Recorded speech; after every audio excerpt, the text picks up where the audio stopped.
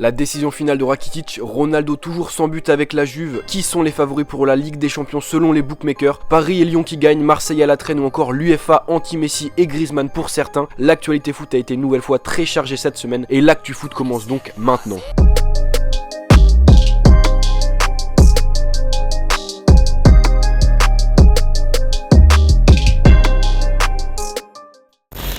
On commence non pas dans un pays ou un championnat particulier mais en Europe, puisque mardi l'UEFA a dévoilé que Luka Modric, Mohamed Salah et Cristiano Ronaldo étaient les 3 nominés pour le titre de joueur UEFA de l'année. Et à vrai dire ça fait pas mal couler d'encre dans les médias, et ce pour plusieurs raisons. Tout d'abord pour le fait que pour la 8e année consécutive, CR7 fait partie de ce trio final pour la nomination donc du meilleur joueur de l'année UEFA. C'est mieux que n'importe quel joueur dans l'histoire, et donc ça constitue un record et ça nous montre l'impressionnante régularité du portugais au plus haut niveau. À juste titre ou non d'ailleurs, les absences dans ce trio de Messi et d'Antoine Griezmann ont également fait beaucoup débat, l'Argentin étant arrivé en 5e position des suffrages alors que le Français en 4e position.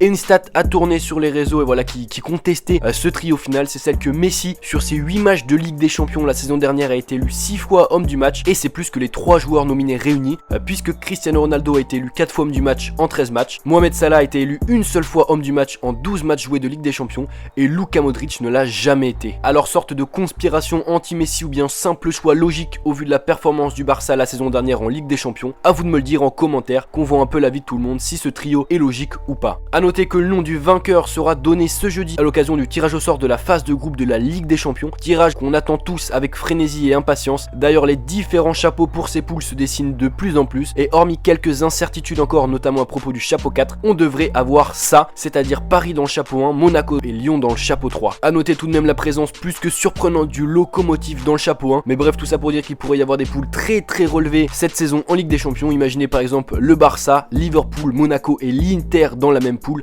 ça serait complètement fou. Les premières tendances d'ailleurs des bookmakers quant aux vainqueurs de la Ligue des Champions sont également apparues cette semaine, et Manchester City apparaît généralement comme le favori devant la Juventus de Turin, le Barça et le Paris Saint-Germain. Le Real est plus loin et le Bayern encore plus loin avec une cote à 8. En parlant du Bayern, c'était le retour du championnat allemand cette semaine et également celui de Neuer après près d'un an d'absence sur les terrains de Bundesliga, et on n'a vraiment pas été déçus. Vendredi, les Bavarois ouvraient le bal face à Hoffenheim, mais on a pendant longtemps cru à la première surprise de la saison puisque les coéquipiers de Coman ont été tenus en échec jusqu'à la 80e minute de jeu avant finalement de s'imposer 3-1 en fin de match. Et d'ailleurs Kingsley Coman s'est à nouveau blessé, il a quitté ses coéquipiers en pleurs juste avant la mi-temps et souffrirait d'une déchirure des ligaments de la cheville.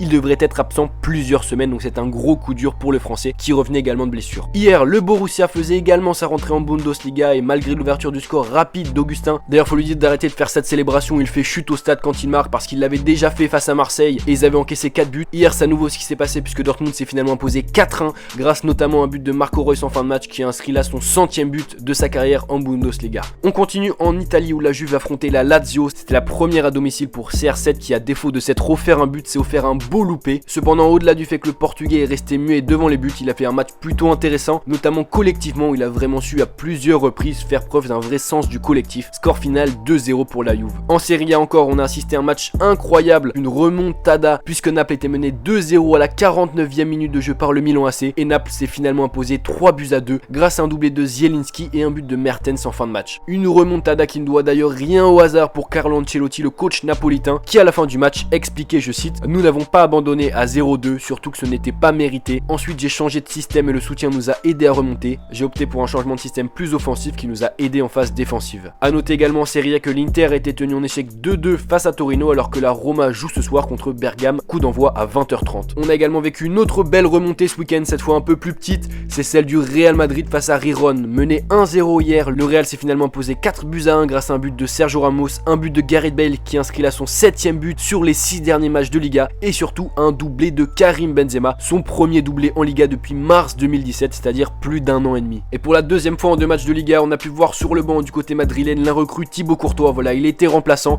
il avait pourtant rejoint la Maison Blanche pour jouer, mais pour le moment voilà, il semble pas en capacité de détrôner Navas. Encore une fois excellent hier. Lopetegui d'ailleurs à la fin du match s'est expliqué sur son choix de titulariser le Costaricain. Tengo dos excelentes porteros, tres con Kiko, incluido Kiko, muy buenas soluciones y tomaremos, y no lo vemos como un problema, lo vemos como buenas soluciones para el equipo. Iremos decidiendo en cada momento lo que consideramos oportuno y bueno, bueno, hoy nos hemos decidido por Keylor y lo ha hecho muy bien. Dans les autres matchs, l'Atlético s'imposait 1-0 face au Rayo Vallecano, tout comme le Barça face à Valladolid grâce à des buts des Français Griezmann et Dembélé. Les Barcelonais d'ailleurs, à l'image de Sergio Busquets et Valverde, ont à la fin du match largement critiqué l'état de la pelouse de Valladolid qui, il faut le dire, était plus que déplorable. La Liga a d'ailleurs ouvert une enquête hier et devrait sanctionner le club pour, je cite, l'état lamentable de la pelouse. En Espagne et à Barcelone toujours, Rakitic, annoncé de manière insistante au Paris Saint-Germain depuis plusieurs jours, a déclaré son amour pour le club catalan et son désir de rester. Je cite, c'est un privilège pour moi de porter ce maillot, j'en suis très fier et j'espère jouer ici encore longtemps. Jouer dans le meilleur club du monde est la chose la plus importante et aucun club ne peut m'offrir ce que Barcelone m'offre. Bref, direction maintenant l'Angleterre et la Première Ligue avec tout d'abord la première victoire d'Emery avec Arsenal cette saison face à West Ham, 3-1. Au contraire, ça ne s'est pas très bien passé pour Manchester City, invaincu et très impressionnant depuis le début du championnat. City a été tenu en échec 1 partout face à Wolverhampton et City laisse par la même occasion la première place à 3 clubs. Chelsea tout d'abord qui s'est imposé 2-1 face à Newcastle, Watford ensuite vainqueur de Crystal Palace 2-1, avec à noter d'ailleurs un nouveau but de Wilfried Zaha qui est devenu le meilleur buteur de l'histoire de Palace en Première Ligue avec 24 buts, et enfin à Liverpool qui s'est imposé 1-0 face à Brighton et qui continue sa série de victoires et sa série de matchs sans encaisser de but en Première Ligue, série qui dure depuis maintenant 418 minutes de jeu. Pour certains d'ailleurs, cette série serait due au recrutement d'Alisson pour remplacer Karius, auteur de plusieurs boulettes. Karius qui a d'ailleurs rejoint en fin de semaine Besiktas et à qui Kimpembe a fait un petit clin d'œil à l'entraînement après une boulette de Meunier au goal, je vous laisse apprécier.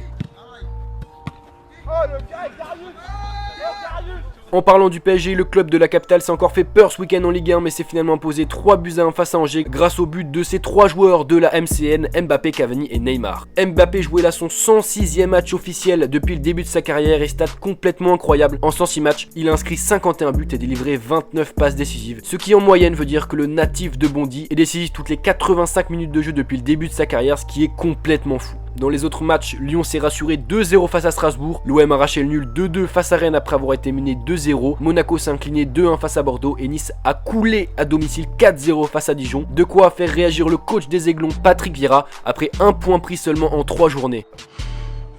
Perdre à domicile 4-0 c'est difficile à accepter, on a vraiment manqué je pense d'agressivité sur le plan offensif mais aussi sur le plan défensif. Enfin, dernière grosse actualité de la semaine, elle nous vient des États-Unis et de son championnat, la MLS. Samedi, l'attaquant vénézuélien Joseph Martinez a inscrit son 28e but en 26 matchs de championnat et est devenu par la même occasion le meilleur buteur sur une saison de l'histoire du championnat américain. Il est d'ailleurs tout près de battre un nouveau record, celui du nombre de matchs consécutifs où il a inscrit un but. Il en est pour le moment à 9, c'est-à-dire autant que le record détenu par Diego Valeri, et pourrait battre ce record dans une semaine face à DC United. Affaire à suivre. Et donc voilà les gars, c'est déjà la fin de la vidéo, j'espère que vous avez apprécié et que vous avez appris des choses, c'est le principal. On se retrouve très rapidement pour une autre vidéo, vendredi pour sûrement la dernière dépêche mercato et lundi prochain pour un autre épisode de l'Actu Foot.